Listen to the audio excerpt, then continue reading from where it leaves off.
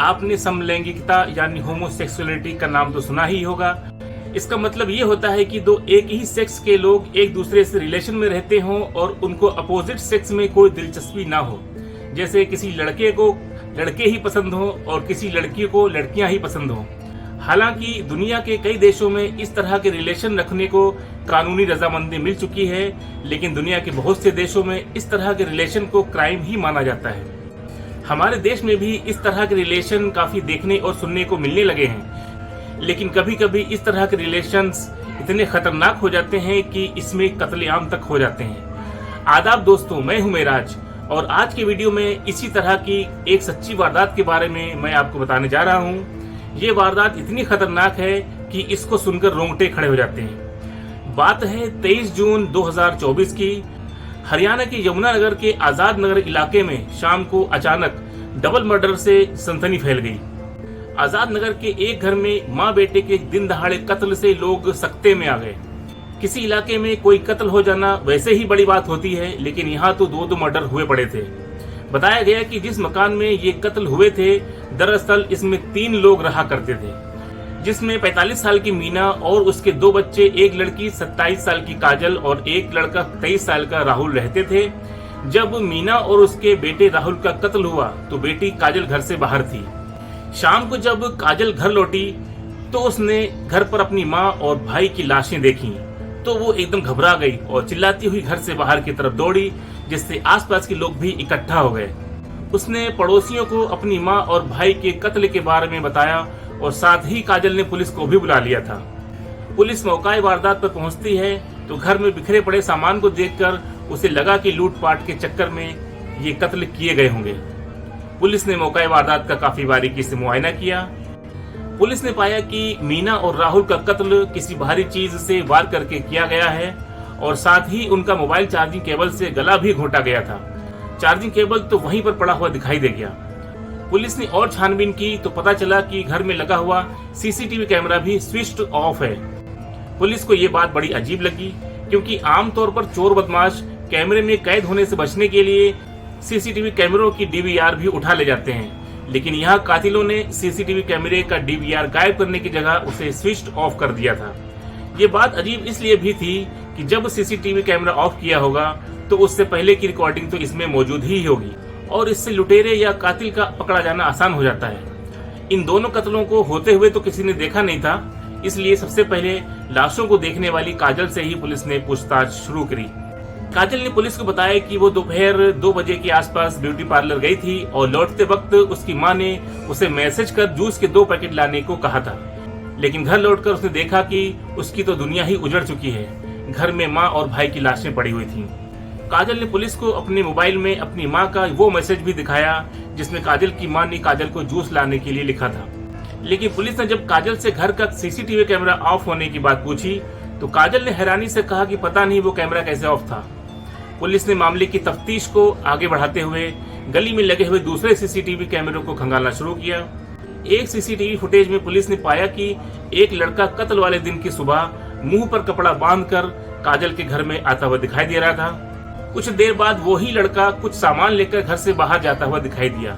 CCTV कैमरे की इस फुटेज के मुताबिक जिस वक्त वो लड़का काजल के घर में आया था उस वक्त तो काजल भी घर में मौजूद थी, लेकिन जब पुलिस ने काजल से उस लड़के के बारे में पूछा तो काजल सकपका गई। काजल के इस रवैये से पुलिस को अब काजल पर शक होने लगा। पुलिस ने गौर किया कि घर का सीसीटीवी कैमरा सुबह ही ऑफ कर दिया गया था, जबकि काजल तो उस वक्त घर में ही थी, क्योंकि काजल ने पुलिस को बताया था कि वो दोपहर 2 से 3 बजे तक ही घर से बाहर थी, यानी सीसीटीवी कैमरा घर के ही किसी मेंबर ने ऑफ किया होगा। काजल के मुताबिक उसकी माँ और भाई का कत्ल 2 से 3 बजे तक हुआ था। अब तक पुलिस ने मां बेटी की लाशों को पोस्टमार्टम के लिए भेज दिया था।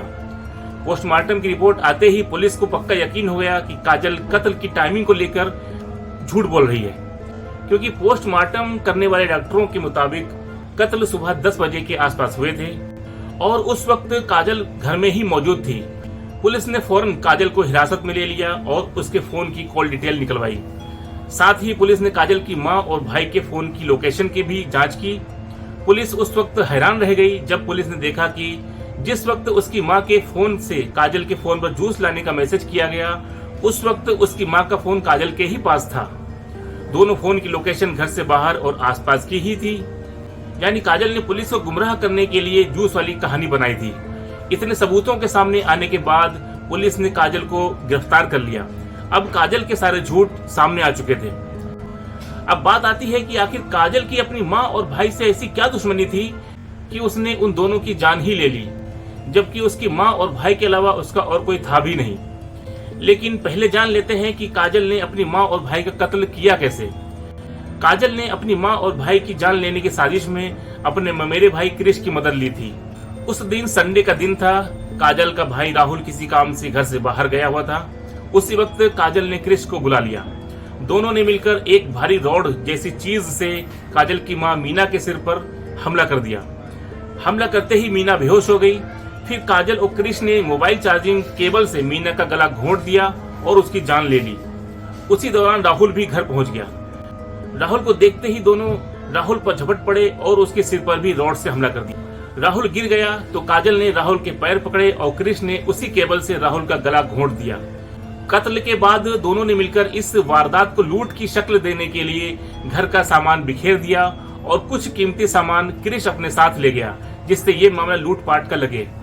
कत्ल की प्लानिंग के तहत काजल ने ही सुबह घर का सीसीटीवी कैमरा ऑफ कर दिया था, लेकिन उसे घर के बाहर गली में लगे हुए कैमरों का ध्यान नहीं रहा। पुलिस ने जब से काजल को हिरासत में लिया था, तब से पुलिस ने एक बात नोटिस की थी कि काजल का हाव भाव बिल्कुल लड़कों की तरह का है और एक बार भी उसकी आंखों में अपनी माँ और भाई की मौत पर आंसू तक नहीं आए। उसने टी शर्ट और पैंट पहन रखी थी और बातचीत भी लड़कों की ही तरह करती थी। इन दोनों ही कत्लों के पीछे की मेन वजह जानने के लिए पुलिस ने जानकारी जुटानी शुरू करी तो पता चला कि काजल बचपन से ही लड़कों की तरह रहती थी। उसके रिश्तेदारों ने पुलिस को बताया कि काजल एक समलैंगिक यानी होमोसेक्सुअल लड़की है और इसी वजह से उसकी और उसके माँ और भाई के साथ कलह रहती है। पुलिस को पता चला कि कुछ वक्त पहले काजल ने अपने भाई की शादी अपनी एक सहेली से करवाई थी, लेकिन उस सहेली से काजल की काफी नजदीकियां थीं, जिससे आए दिन घर में झगड़े होते रहते थे और आखिरकार राहुल की वो शादी टूट गई। इसके बाद राहुल ने दूसरी लड़की से शादी कर ली तो इस लड़की पर भी काजल की बुरी नजर रहने लगी, जिससे राहुल की दूसरी शादी भी टूट गई। इस वजह से काजल और उसके माँ भाई के बीच ताल्लुकात काफी बिगड़ गए थे। इन झगड़ों की वजह से काजल को ऐसा लगता था कि उसकी माँ मीना के नाम जो मकान और प्लॉट हैं, उसमें उसको हिस्सा नहीं मिलेगा। काजल मीना के उस मकान और प्लॉट को भी हथियाना चाहती थी। साथ ही मीना का भतीजा और काजल का ममेरा भाई क्रिश भी यही सोचता था कि बुआ उसे अपनी प्रॉपर्टी से कोई हिस्सा नहीं देगी। ऐसे में काजल और क्रिश ने मिलकर मीना और राहुल को रास्ते से हटाने की साजिश रच डाली। इस तरह काजल ने अपनी आजाद ख्याली और प्रॉपर्टी की लालच में अपनी माँ और अपने भाई की जान ले डाली। गलत काम का नतीजा बुरा ही होता है दोस्तों। जिंदगी में बेवजह की लालच से कोई फायदा नहीं बल्कि नुकसान बहुत है। वीडियो पसंद आए हो तो लाइक जरूर करें और पहली बार वीडियो देख रहे हैं तो मेरे चैनल को सब्सक्राइब जरूर कर लें, जिससे आपको ऐसे ही सनसनीखेज वीडियो देखने को मिलते रहें। मिलते हैं किसी और वीडियो में। अपना बहुत ख्याल रखें।